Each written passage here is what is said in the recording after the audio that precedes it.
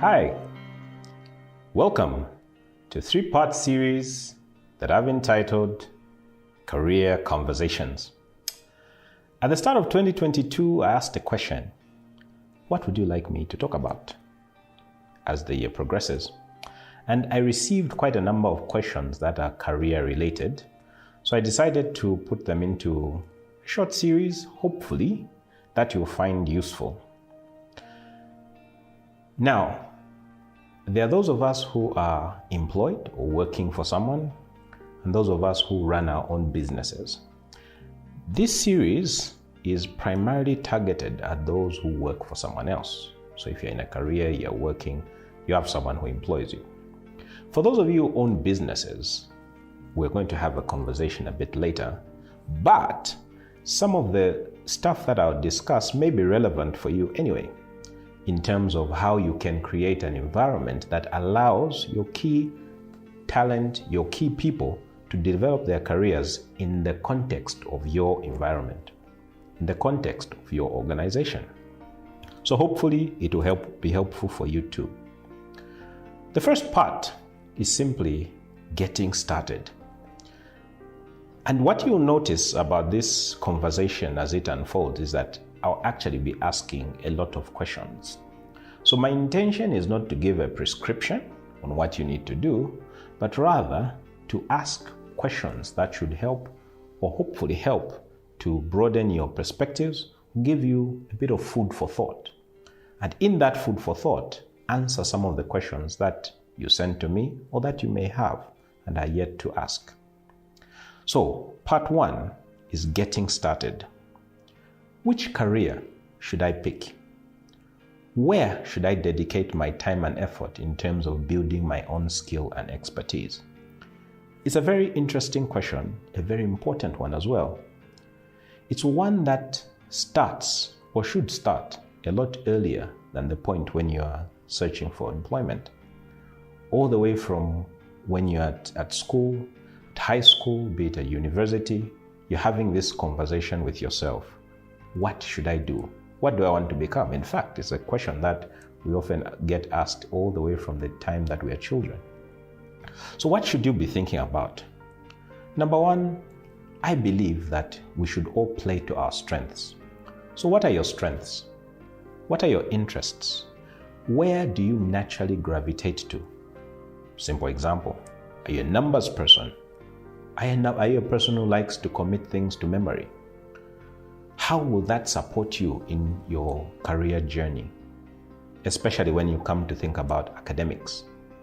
So where do you actually start from? What is your key strengths? What are your interests? What is your calling? It may be that you have a strength in a particular area, but it's not your calling. You may be a good scientist, but if you can't stand the pressure of seeing people who are injured, then perhaps medicine is not your thing. Is it your calling? Is it your passion? The other thing that's key is to be clear about what your long-term aspirations are. As you're setting the foundations of your career, what is your 5-year plan, your 10-year plan, your 20-year plan? Where do you see yourself? Where would you like to end up when you're coming to the end of your journey in employment?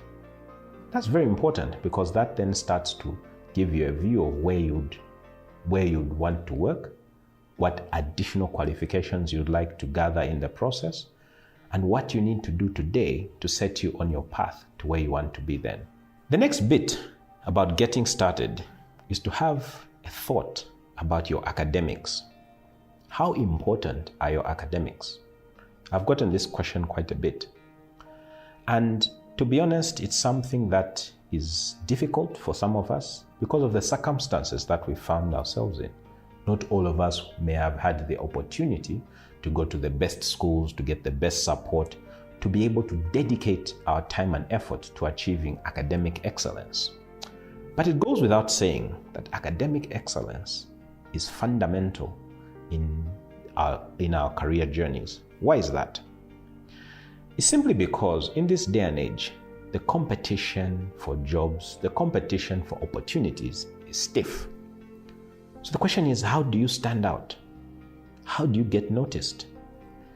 If there are a pile of applications, what do you do so that yours gets a second look? One of the ways to do that is to have a strong academic performance. Now, academic performance is not something that you do in just your final semester. It has to be consistent and it has to be exceptional for you to stand out.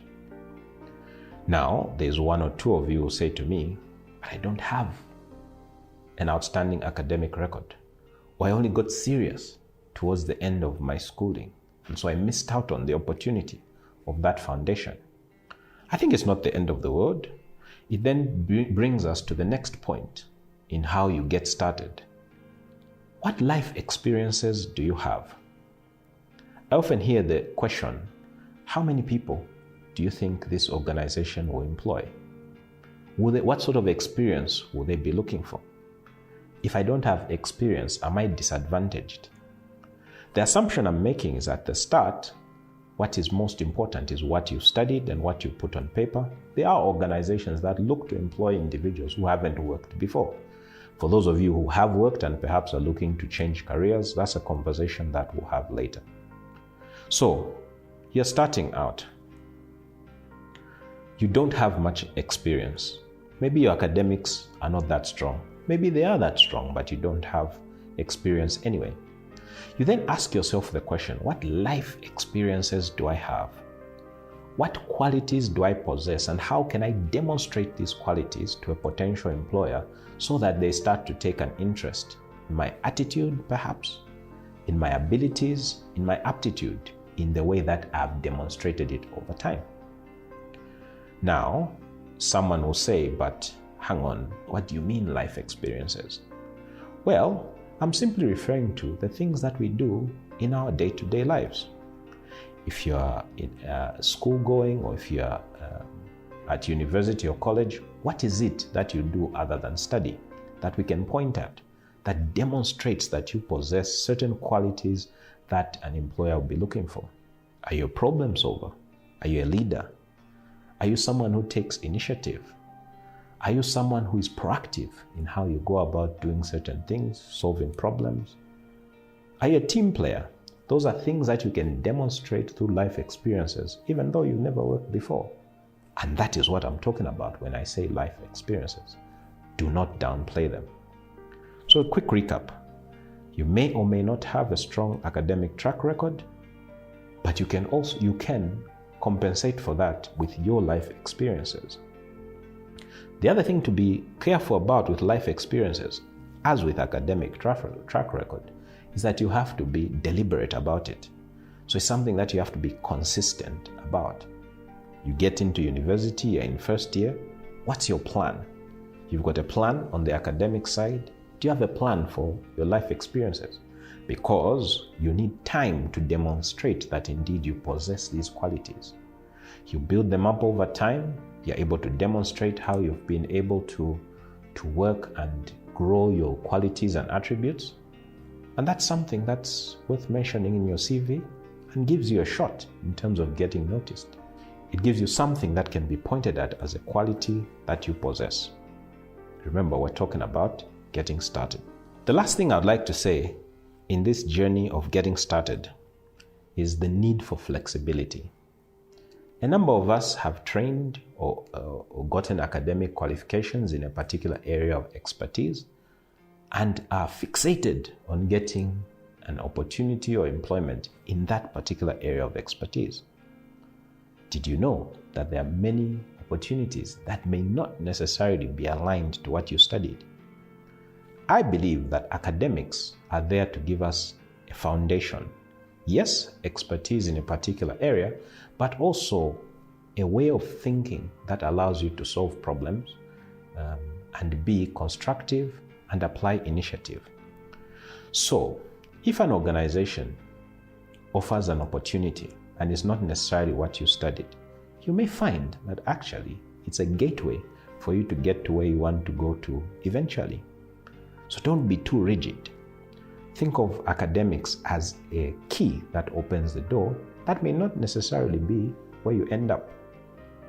This is particularly relevant for those of us who have perhaps had not had much choice in the academic studies that we've pursued. Because of finances, perhaps you could only pursue a certain course, you didn't pursue what your dream was, that sort of thing. Or perhaps as you went along with your academics, you thought, hang on, I think perhaps there's something different that I'd like to pursue. Flexibility. Granted, there are some careers where flexibility is a little less apparent. You can't just, for example, become a doctor if you've never studied it. But there are professions that you can enter into even if that was not your primary area of study. Business, accounting, and a few others. So be flexible as you start on your career journey. So that ends this part around getting started. Hopefully some answers and questions in there for those who are just getting started, who are thinking about it, those who are in the early parts of their career, those who are at college, school. Remember, be very deliberate about whichever career trajectory you choose to pursue. It will pay dividends at some point in the future. Thank you.